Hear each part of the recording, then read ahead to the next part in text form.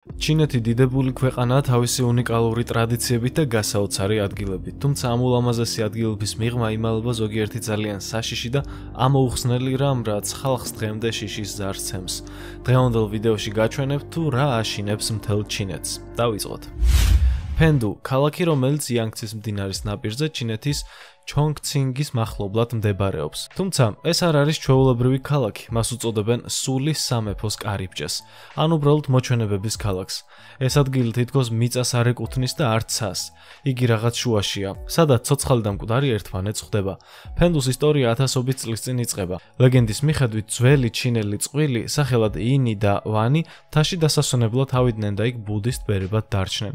მაგრამ მათი სახელების შერწყმა ჩინურად ასე იკითხება: ჯოჯოხეთის მეფე.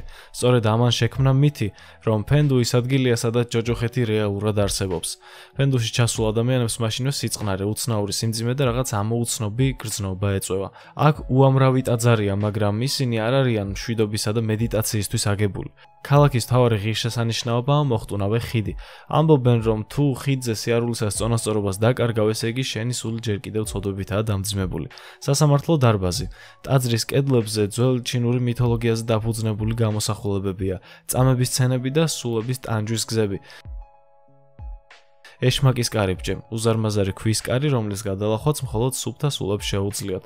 მათ მიაჩნიათ, რომ ვინც ამ კარს გადის, ან საკუთარი ცოდვები მოინანია, ან სამოთხეში გადადის. ყველა ეს ტაძარი ქანდაკება თუ რიტუალი ბუდისტური და ტაოისტური შეხედულებების შერწყმული გამოხატულებაა. ფენდუ ერთი მხრივ რელიგიური ადგილია, მეორე მხრივ კი სულის საწმენდი ლაბირინთი. ფენდუს ერთ-ერთი ყველაზე უცნაური მხარე ისაა, რომ ქალაქი დროთა განმავლობაში თანდათან ჩაიძირა. როდესაც იანგციზე აშენდა უზარმაზარი წყალსაცავი, სამი ხეობის კაშხალი, ქალაქის ნაწილი წყლის ქვეშ მოექცა, მაგრამ მთავარი წმინდა ნაწილი, მთაზე აგებული ტაძრები დღესაც დგას. ისინი თითქოს დაცვას ეძახიან, გამლელებს აფრთხილებენ. ეს არ არის ადგილი მხიარულობისთვის, ეს არის ადგილი, სადაც უნდა დაფიქრდე. დღეს ფენდუ პოპულარული ტურისტული ადგილია, მაგრამ არც ერთი ვიზიტორი იქ დიდხანს არ ჩერდება. ვინც კი აქ ყოფილა ამბობს, რომ ფენდუში დრო სხვანაირად მოძრაობს და როცა ბოლოს იმ თიდან ჩამოდიან, თითქოს რაღაც ტვირთს იშორებენ, ან რაღაც ტვირთი მაინც თან მოჰყვებათ. პეკინის მიწისქვეშა ქალაქი. ეს არ არის უბრალოდ ბნელი გვირაბების ქსელი ან დაცული ბუნკერები. ეს არის მთელი საიდუმლო სამყარო, რომელიც აწლოვების განმავლობაში იდუმალებით იყო მოცული და რომლის არსებობაც ბევრმა მხოლოდ სხვადასხვა ახალ ამბავში მოისმინა. 1960-იან წლებში, როცა ჩინეთი ცივი ომის მღელვარებას განიცდიდა და საბჭოთა კავშირსა და ამერიკასთან დაპირისპირების ეშინოდა, მაო ძედუნმა პეკინის ქვეშ მიწისქვეშა თავშესაფრების გიგანტური ქსელის აშენება ბრძანა. ოფიციალურად ამ ადგილს უწოდებენ დინგონგჩენშის, ანუ მიწისქვეშა ქალაქს, მაგრამ მისი მასშტაბები გაცილებით აღემატებოდა ჩვეულებრივ თავშესაფარს. ეს იყო თითქმის დამოუკიდებელი სისტემა, სადაც ასობით ათასი ადამიანი შეიძლებოდა გადაიყვანათ სრული ომის პირობებში. მთელ ქალაქს ჰქონდა საკუთარი სამედიცინო პუნქტები, სკოლები, თეატრები, საწყობები, საკვები პროდუქტების საცავები, სუფთა წყლის არხები და ქარხანაც კი. ამბობენ, რომ სისტემა ერთმანეთთან აკავშირებდა პეკინსა და სხვადასხვა უბნებს და მიწისქვეშაც კი შეიძლებოდა კილომეტრობით სეირნობა, ისე რომ ზედაპირზე არასდროს ამოხვიდოდი. ოფიციალური მონაცემებით გვირაბების სიგრძე დაახლოებით 85 კილომეტრს აღწევს. თუმცა ბევრი ადგილობრივი თვლის, რომ ეს მხოლოდ ნაწილია და რეალური სიგრძე ბევრად უფრო მეტია. ზოგი ლეგენდა კი ამ გვირაბებს უფრო შორს მეზობელ ქალაქებთანაც კი აკავშირებს. მშენებლობაში მონაწილეობდა 10,000-ობით მოხალისე და სტუდენტი. ისინი მუშაობდნენ მძიმე პერიოდში, ხელით თხრიდნენ მიწას, აშენებდნენ კედლებს და ამყარებდნენ კონსტრუქციებს. ჩინეთის მთავრობის აზრით მიწისქვეშა ქალაქი იყო ხალხის ძალის გამოვლინება, კოლექტიური თავდაცვისა და გადარჩენის სიმბოლო. მაგრამ დრო გავიდა, ბირთვული საფრთხე თანდათან ჩაცხრა, ჩინეთმა ეკონომიკური განვითარება დაიწყო და მიწისქვეშა ქალაქი უბრალოდ დაივიწყა. მისი კარები დაიხურა, ზოგი ნაწილი დაინგრა, ზოგი წყალმა დაფარა, თუმცა ერთ პერიოდი 2000-იან წლებში ტურისტებისთვის კვლავ გახსნეს. ისინი ვინც იქ ჩავიდნენ, ყვებოდნენ, რომ სივრცე სავსე იყო უცნაური სუნით, ჟანგიანი კარებებით, ავარიული განათებითა და საშიში, გაუცხოებული სიჩუმით, რომელიც თითქოს ამ სივრცეს თან სდევდა. მოგვიანებით ტურისტული მონახულება კვლავ აიგრძელა, უსაფრთხოების ნორმების გამო. დღეს მხოლოდ რამდენიმე შესასვლელი შემორჩა, ზოგის მთლიანად დაბეტონებულია. ადგილობრივი მაცხოვრებლები ამბობენ, რომ მიწისქვეშა ქალაქი ქალაქის ნაწილი ჯერ კიდევ ფუნქციონირებს. არა როგორც თავშესაფარი, არამედ როგორც საიდუმლო საწყობები ან სამხედრო ობიექტები. თუმცა ჩინეთის მთავრობა ამაზე არაფერს ამბობს. პეკინის მიწისქვეშა ქალაქი, რომელიც ოდესღაც ხალხის გადარჩენისთვის აშენდა, დღეს მხოლოდ ჩუმი მოჩვენებაა მიწისქვეშ. ქალაქი, რომელიც არ არსებობს რუკაზე, მაგრამ იმალება მიწისქვემოთ როგორც დროის გაყინული ნაწილი, როცა მსოფლიოს ბირთვული კატასტროფა ემუქრებოდა და ადამიანები მიწისქვეშ თავის გადასარჩენად იბრძოდნენ. კანასის ტბა ის მდებარეობს ჩრდილო-დასავლეთ ჩინეთში, სინძიანის ავტონომიურ რეგიონში და იგი რუსეთის, ყაზახეთისა და მონღოლეთის საზღვრებთან ახლოსაა. ეს არის ერთ-ერთი ყველაზე იდუმალი და ულამაზესი ტბა მთელ აზიაში, რომელსაც ხშირად ჩინეთის ლოხ-ნესსაც ეძახიან. არა მხოლოდ ბუნებრივი სილამაზის, არამედ მისტიკური ამბების გამო, რომელიც მას უკავშირდება. ტბა კანასი არ არის ჩვეულებრივი ადგილი. ჩინეთის უკიდურეს ჩრდილო-დასავლეთ კუთხეში მთებს შორის მოქცეული ეს ტბა ისეთ შთაბეჭდილებას ტოვებს, თითქოს სხვა სამყაროში ხარ. იქ, სადაც ბუნება ჯერ კიდევ უცვლელია და დრო თითქოს გაჩერებულია. ტბა მდებარეობს ალთაის მთიანეთში, მონღოლეთის, რუსეთისა და ყაზახეთის საზღვრებთან ახლოს. ადგილობრივი ხალხის თქმით, ეს წმინდა ადგილია. წყალი სუფთა, ცისფრად მბზინავი და სხვადასხვა ამინდის მიხედვით ფერს იცვლის. ხან რძისფრად მოღუშულია, ხან ცისფერ მინას გავს. ამ წყალს თვალს ვერ მოსწყვეტ, მაგრამ რაც კანასის ტბას ნამდვილად აქცევს განსაკუთრებულად, ეს არის იდუმალი არსებები, რომლებიც მის სიღრმეში ცხოვრობენ. ათწლეულების განმავლობაში ადგილობრივები და ტურისტები ყვებოდნენ, რომ საკუთარი თვალით ნახეს გიგანტური თევზები, რომლებიც ტბის ზედაპირზე ამოდიან და წყალს არხევენ, ისე თითქოს ნავმა გაიარა. ზოგიერთი ამ თევზებს მონსტრებს ეძახის, ზოგიც კი ფიქრობს, რომ ეს გადაშენებული არსებებია. კამერებს და დრონებსაც კი არაერთხელ დაუფიქსირებიათ დიდი ბნელი ფიგურები, რომლებიც წყლის ქვეშ მოძრაობენ, მაგრამ მათი რეალური ვინაობა დღემდე გაურკვეველია. ადგილობრივი ტუველები, ეს უძველესი ხალხია, რომლებიც თაობების განმავლობაში ცხოვრობდნენ ამ ტბასთან, ამბობენ, რომ კანასი დაცულია სულებით. მათი რწმენით ტბას აქვს ძალა, მოიზიდოს ან გააფრთხილოს ადამიანი მისი განზრახვებიდან გამომდინარე. თუ პატივს ცემ ბუნებას, ის გიცავს, თუ არა, დაიშჭები. ტბა კანასი მდებარეობს დაახლოებით 1400 მეტრის სიმაღლეზე და ცნობილია იმითაც, რომ იქ ხვდებით აზიის ერთ-ერთ ყველაზე იშვიათ ეკოსისტემას. აქ შეხვდებით რუხ დათვებს, მგლებს და ნახავთ ულამაზეს ტყეს, რომელიც შემოდგომაზე ოქროსფრად ციმციმებს. ტბის ირგვლივ შენიშნავთ ხის პატარა სახლებს, ტუველების ტრადიციული სოფლების სახით. ისინი სტუმრებს ღიმილით ხვდებიან, მაგრამ არასდროს წაიყვანენ ტბის ღრმა ნაწილებში. ამბობენ, რომ იქ ადამიანი არ უნდა შევიდეს. რამდენიმე მეცნიერთან ერთად ტბა გამოკვლეულიც არის და დაფიქსირებულია სიღრმე 188 მეტრი, რაც ერთ-ერთ ყველაზე ღრმა ტბად აქცევს მას ჩინეთში. მაგრამ რაც არ უნდა თქვან მეცნიერებმა, კანასი მაინც რჩება საიდუმლოდ. ყოველ წელს მოდიან აქ ის ადამიანები, ვისაც ჯერა რომ ნახავს მონსტრს, გადაიღებს მას, ან უბრალოდ შეიგრძნობს იმ ენერგიას, რასაც ტბა ასხივებს. აქ დრო თითქოს ჩერდება და გრჩება მხოლოდ ერთი შეგრძნება, თითქოს რაღაც დიდის, უხილავის და უძველესის პირისპირ დგახარ. ეს არ არის ჩვეულებრივი სოფელი, რომელშიც დროის სვლამ სიცარიელე გააჩინა. ეს არ არის ძველი იმპერიის ნანგრევი და არც ბუნებრივი კატასტროფისგან მიტოვებული ტერიტორია. ეს ადგილი ასობით ერთმანეთზე მსგავსი ფეშენებელური ვილა, ევროპული სტილის ფასადებით და ფრანგული აივნებით. ეს ყველაფერი აშენდა მომავლისთვის. განკუთვნილი იყო შეძლებული ადამიანებისთვის და იმათთვის, ვინც ახალ ცხოვრებას სიმდიდრით, ელიტარული კომფორტით და პრესტიჟით იწყებდა. მაგრამ დღეს აქ არავინ ცხოვრობს, ქუჩები დუმს, ფანჯრები ცარიელია, სადარბაზოებს არც წყვილი სიცილი მოჰყვება და არც ბავშვის ტირილი.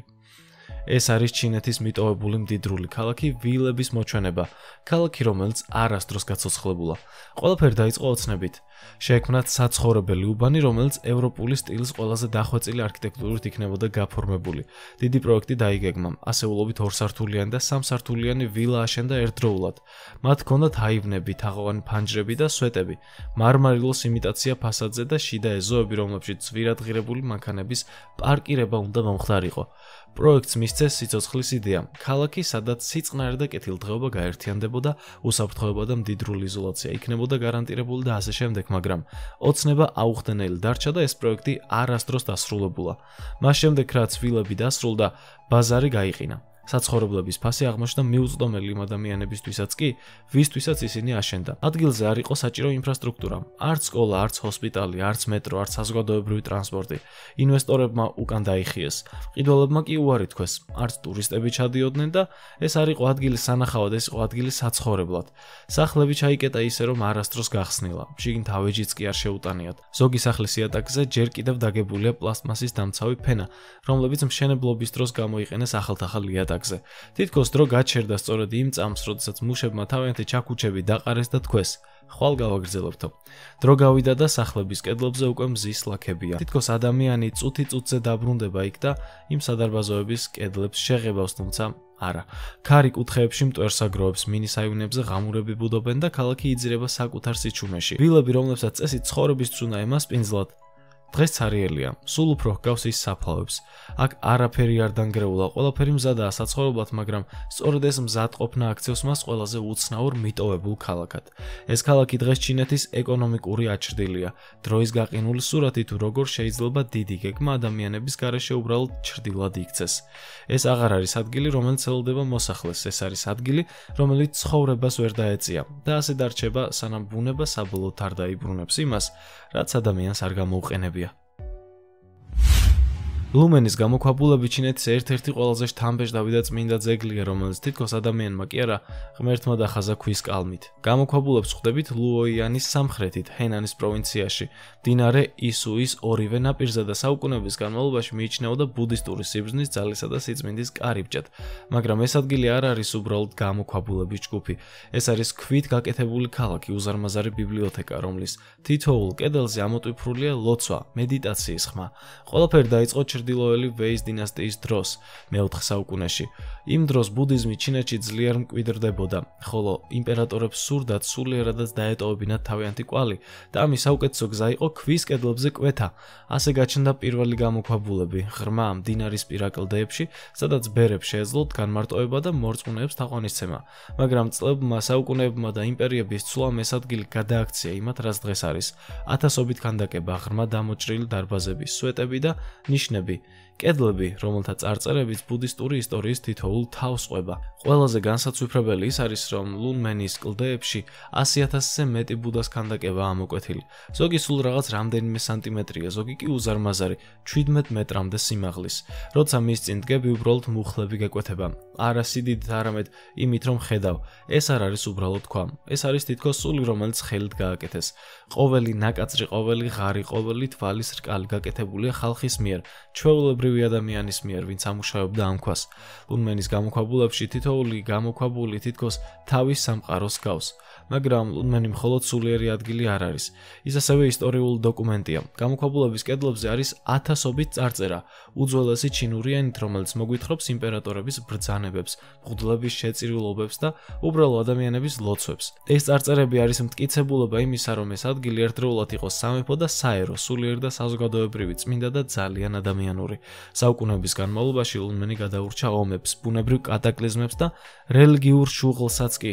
თუმცა სამწუხაროდ მე-20 საუკუნის დასაწყისში გამოქვაბულების ნაწილი დაზიანდა, ზოგი ქანდაკება უცხოელებმა წაიღეს, ზოგიც ადგილობრივებმა მძარცველებმა გაყიდეს. მიუხედავად ამისა, დღეს ლუნმენი იუნესკოს მსოფლიო მემკვიდრეობის სიაშია და ჩინეთის ერთ-ერთი ყველაზე ფასეული სიწმინდეა. აკრძალული ქალაქი. ის მდებარეობს პეკინის ცენტრში და ეს არის დიდი სასახლე, რომელიც საუკუნეების განმავლობაში იყო ჩინეთის იმპერატორთა რეზიდენცია. მისი მშენებლობა დაიწყო 1406 წელს მინგის დინასტიის დროს და დასრულდა 1420 წელს. მთლიანად კომპლექსი მოიცავს დაახლოებით 720,000 კვადრატულ მეტრის ფართობს და მასში 980-ზე მეტი შენობა. სახურავები ყვითლად არის შეღებილი, რადგან ყვითელი ითვლებოდა იმპერატორის ფერად. მთელი სტრუქტურა შექმნილია ისე, რომ გამოხატოს ჰარმონია, წესრიგი და ძალაუფლება. აქ ცხოვრობდნენ მინგისა და ცინის დინასტიის იმპერატორები და აკრძალული ქალაქი იყო ქვეყნის პოლიტიკური და ცერემონიალური ცენტრი. ჩვეულებრივ მოქალაქეებს ეკრძალებოდათ აქ შესვლა, სწორედ ამიტომ ეწოდა აკრძალული. შიგნით ცხოვრობდნენ იმპერატორის ოჯახის წევრები, მსახურები და მოხელეები. შენობებს შორის არის დარბაზები სახელმწიფო ცერემონიებისთვის, პირადი ბაღები, საცხოვრებელი პავილიონები და სხვადასხვა საკურთხევლები. არქიტექტურა სიმეტრიულია, მთავარი ღერძი გადის ჩრდილოეთიდან სამხრეთისკენ და მასთან გასწორებულია მთავარი შენობები. გვერდითა შენობები ასახავს ასახავს მეორეხარისხოვან ფუნქციებს. ეს სტრუქტურა გამოხატავს ტრადიციულ ჩინურ არქიტექტურულ პრინციპებს, სადაც წესრიგი და იერარქია მნიშვნელოვანია. 1925 წელს აკრძალული ქალაქი ოფიციალურად გადაიქცა მუზეუმად და მას შემდეგ საზოგადოებისთვის ღიაა. დღეისთვის ის ერთ-ერთ ყველაზე მნიშვნელოვან კულტურულ ძეგლად აღიარებულ ჩინეთში და ისიც იუნესკოს მსოფლიო მემკვიდრეობის ძეგლთა სიაში არის შეტანილი. მიუხედავად იმისა, რომ სასახლე დიდწილად დაცულია, დროთა განმავლობაში მისი ნაწილი მაინც განახლდა და აღდგა. აკრძალულ ქალაქს ხშირად უკავშირებენ ლეგენდებს, რომლებიც თაობიდან თაობებს გადაეცემოდა. ზოგს ჯერა, რომ სასახლეში უცნაური მოვლენები ხდება, თუმცა ოფიციალურად ამის დამადასტურებელი ფაქტები არ არსებობს. რეალურად ეს არის ისტორიული და არქიტექტურული ძეგლი, რომელიც დიდად ასახავს ჩინეთის იმპერიული წარსულის კულტურას და ფასეულობებს. თეთრი ღრუბლების მონასტერი. ის მდებარეობს პეკინში და არის უძველესი და ყველაზე ცნობილი ტაოისტური ტაძარი. მისი ოფიციალური სახელი ჩინურად არის ბაიუნგუანი, რაც ნიშნავს თეთრი ღრუბლების მონასტერს. ის არ არის მხოლოდ რელიგიური ძეგლი, არამედ ასევე ცოცხალი ტაძარია, სადაც დღემდე ტაოისტი ბერები ცხოვრობენ და რელიგიურ რიტუალებს ატარებენ. მონასტრის ისტორია სათავეს იღებს თანგის დინასტიის პერიოდში, მე-8 საუკუნეში. თავდაპირველად ის მცირე ტაძარი იყო, თუმცა მნიშვნელოვან ცენტრად გადაიქცა იუანის დინასტიის დროს, როცა ტაოიზმი იმპერიის მიერ ხელშეწყობილი რელიგია გახდა. მოგვიანებით მინგისა და ცინის დინასტიების დროს ტაძარი კიდევ უფრო გაფართოვდა და აღდგა. დღესაც ჩანს იმ პერიოდის არქიტექტურის კვალი, წითლად შეღებილი კედლები, მოჩუქურთმებული ჭიშკრები და ტრადიციული ჩინური სახურავები. თეთრი ღრუბლების მონასტერი განთქმულია თავისი წყნარი ატმოსფეროთი და ბაღებით, რომლებიც ტრადიციულ სტილშია მოწყობილი. კომპლექსში შედის რამდენიმე დარბაზი, სადაც განთავსებულია ტაოისტური ღვთაებების ქანდაკებები, სამლოცველოები და ძველი წარწერები.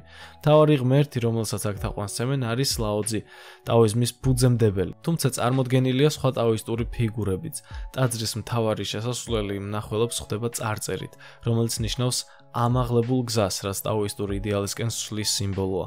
მონასტერში ყოველ წელს ტარდება ტრადიციული ტაოისტური ფესტივალები, განსაკუთრებით გაზაფხულის დადგომისას, იმ დროს, როცა აქ უამრავი ადამიანი იკრიბება და ლოცულობს. განსაკუთრებით საინტერესოა ის ფაქტი, რომ თეთრი ღრუბლების მონასტერი დღესაც მოქმედია. აქ ცხოვრობენ და მოღვაწეობენ ბერები. მონასტრის შიდა ტერიტორიაზე შეიძლება შეხვდე ბერს, რომელიც მედიტაციას ატარებს, ძველ ხელნაწერებს კითხულობს ან ჩუმად ამზადებს წამლებს ტაოისტური მედიცინის რეცეპტებით. მონასტერი არ არის ტურისტული სანახაობის ცენტრი. ის უფრო მშვიდი ადგილია, რომელიც მოწყვეტილია პეკინის ხმაურიან გარემოს და აქ მყოფ ადამიანს საშუალებას აძლევს ცოტა ხნით დააკვირდეს იმ ფილოსოფიას, რომელიც სიმშვიდეს, ჰარმონიას და ბუნებასთან ერთობას ეძებს. ხიდი ლუგოუ, რომელსაც ხშირად მარკო პოლოს ხიდსაც ეძახიან. ეს არის ერთ-ერთი ყველაზე ძველი და ისტორიულად მნიშვნელოვანი ხიდი მთელს ჩინეთში. ის მდებარეობს პეკინის მახლობლად, იონგდინჰეს მდინარეზე და საუკუნეების განმავლობაში წარმოადგენდა ერთ-ერთ მთავარ არტერიას დედაქალაქთან მისასვლელად. ამავე დროს ეს ადგილი დაკავშირებულია ჩინეთის უახლეს ისტორიასთანაც. სწორედ აქ მოხდა ინციდენტი, რომელმაც მეორე ჩინეთ-იაპონიის ომი გამოიწვია. ხიდი აშენდა 1099 წელს, ჩინების დინასტიის დროს, ხოლო შემდგომ აღდგა მინგისა და ცინის ეპოქაში. მისი სიგრძე დაახლოებით 260 მეტრია და აგებულია მტკიცე ქვის თაღოვანი სტილით. ხიდის ყველაზე გამორჩეული მახასიათებელია ქვის მოაჯირებზე განლაგებული ასობით ლომის ქანდაკება. ხიდის ევროპული სახელწოდება მარკო პოლოს ხიდი უკავშირდება იმას, რომ მარკო პოლომ მე-13 საუკუნეში ეს ხიდი მოინახულა და თავის ჩანაწერებში მოიხსენია და მას ყველაზე მშვენიერი ხიდი დაარქვა. მისმა აღწერამ გააღვიძა ევროპელებში ცნობის მოყვარეობა აზიური არქიტექტურის მიმართ, მაგრამ ლუგოუს ხიდი ცნობილი არა მხოლოდ არქიტექტურით. სწორედ აქ 1927 წლის 7 ივლისს მოხდა შეტაკება იაპონურ და ჩინურ ჯარებს შორის.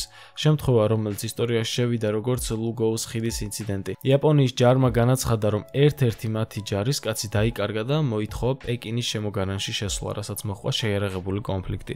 ეს იყო პირველი ფართომასშტაბიანი ბრძოლა, რომელმაც გახსნა გზა იაპონიის სრულმასშტაბიან შემოჭრაზე ჩინეთში. დღეს ლუგოუს ხიდი აღარ არის მხოლოდ ისტორიული ადგილი. ის სიმბოლოა როგორც არქიტექტურული ოსტატობის, ისე ეროვნული მეხსიერების.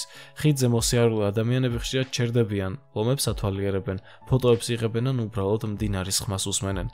ირგვლივ კი განთავსებულია მემორიალური დაფები და მცირე მუზეუმი, რომელიც მოგვითხრობს იმ მოვლენებზე, რომლებიც აქ მოხდა. ჩვენ დღევანდელ ვიდეოს დასასრულს მივუახლოვთ და გმადლობთ, რომ თავიდან ბოლომდე უყურეთ. გამოიწერეთ არხი, დაალაიქეთ ეს ვიდეო და გააქტიურეთ ზარისხილაკი. მე შემდეგ ვიდეომდე გემშვიდობებით. დროებით.